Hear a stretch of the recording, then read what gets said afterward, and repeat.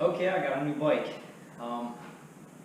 KTM 200 EXC, and when I saw this on Craigslist, one of the reasons I wanted to get it was because it had a street legal title, and I was like, what's cooler than a two-stroke on the street? So I picked it up.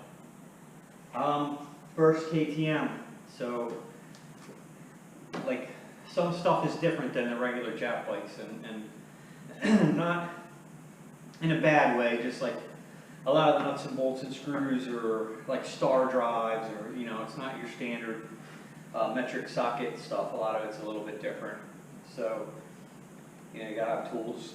I went and bought, excuse me, star drive set so I could do maintenance on it. And from what I've found out is these bikes are exactly the same as the 200 XCW, but from what I understand, these are a European version. I don't know how this one got into the United States. And they just have the headlights. They're not meant to be dual sports. I don't know how this one got tagged up, especially where I live, as a dual sport. But I do have it registered and insured, and I've taken it out on the road, and I can tell you it's worse than my Husqvarna was on the road, the TE310. It's just not made for a street. I mean, can you go ride in a park, a state park or something where you have to have registration? Yeah, you could pull that off. It'd be great for that. But even like a 5-mile ride on the road to work or something, I wouldn't do it. This bike it's not made for it. It gets kind of sketchy at speed on pavement. You can just tell that's not how it's set up. As for the power and the weight, I feel it's in a unique kind of category because it's only about 216 pounds, and that's pretty light. That's almost in the same category as like a YZ125, which is one of my favorite bikes.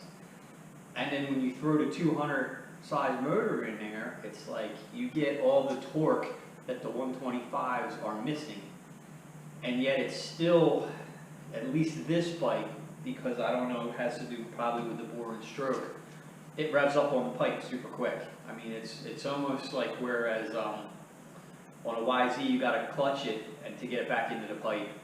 This one you can just twist the throttle and wait a tenth of a second and it'll be back on the pipe. So it's definitely more ballsy. It's definitely got more juice to it, and it's a little bit different ride than your standard 125 motocross bike. It also has the linkageless suspension, so there's nothing down here. Because I mean, the whole idea of this bike is like single track. I don't really ride it like that, so that doesn't make any difference to me. My more curiosity was, well, how is it going to handle when you do ride it like a motocross bike? And as far as taking the hits and staying settled, it's great, it's fine. I don't think you'd even know the difference if somebody didn't tell you. But it has head shake to it. And I bought the shoes, previous owner had a steering stabilizer on it, and I can see why. At speed, it can get a little sketchy on you, and a steering stabilizer would definitely be a welcome addition. I might put one on it, back on it. I mean, it's already set up for it, it's just the original owner took it, because they're not cheap.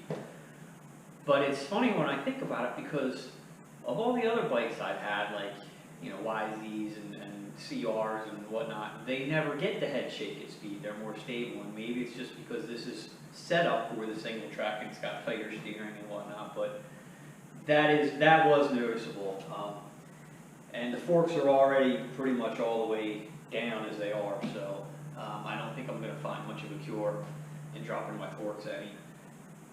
The brakes are fantastic. I mean, probably one of the best setups. The Huskies were great too, with these brakes, being hydraulic.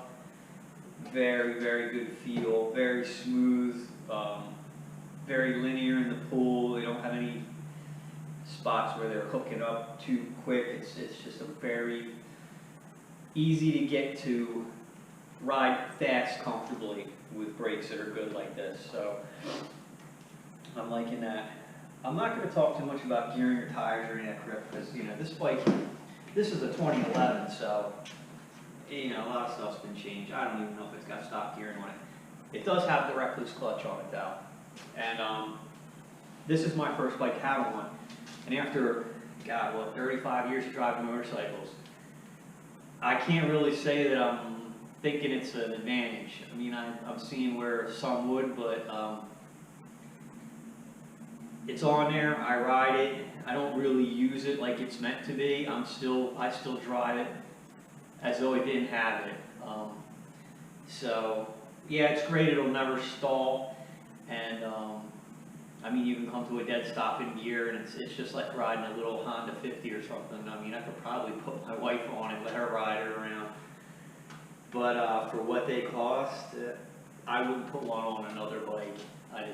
As long as I have a bike that's got a really light clutch pull, I don't see the point in it. But it's on there. It's also got the turbine core pipe. Aftermarket, it had a switchable setup for the ECU that somebody put on it. I would assume one takes the power down a little bit, you know, for I guess if you're like mud routes and stuff. But the bike rips. I mean, as compared to like a 125, yeah, it'll eat it. And I don't really need all the power that this bike has. Sometimes it's a little ridiculous for me being my age and where I ride, but it's a decent bike. And you can tell when KTM did these, I've heard that there were golden years for KTM between like 2011 and 2015 or so. It was like their golden age for KTMs, and the stuff's put together pretty good. I mean, there's even there's drain bolts for the case oil on both sides. Why, I have no idea, but there is. And it's easy to get to. It's easy to change the oil. It takes a little bit extra because of the recluse, but the one thing I did notice about it, and these tires are fresh, and they're the Geomax MX-37s, I guess, or 31s. The bike doesn't wheelie. I mean, you can wheelie it, but like as on a motocross bike, you know, when you juice the clutch and you dump it or whatever, and you're coming out of a corner on the back wheel, this thing just seems to spin the tire. So it's like in that aspect, it's not as not terrifying, but I mean, I don't feel myself worrying about looping this thing out. It's just, even when I try to do it, it seems like it just lights up the rear tire more than it'll pick up the front. So I don't know if it has to do with the length, and I don't know what it is about it. It's just odd. I've never had a bike that seems like that. I mean, yeah, if you want to ride a wheelie, it's no problem to ride a wheelie, but it's just a curious feel to me, and I'm not gonna slam it. It's just different. And like I said, it's my first KTM, so you know, after riding the Jack bikes for 40 years, there's little things about it. But whoever had this bike before me, I mean, they went with the aftermarket, a lot of aftermarket stuff, and you know, really probably had it set up for single track. And it's a decent bike. I would definitely not slam. I don't know about the 4-stroke KTMs. I've never had one of those. But as far as these older 2-stroke KTMs, they seem like a very solid bike.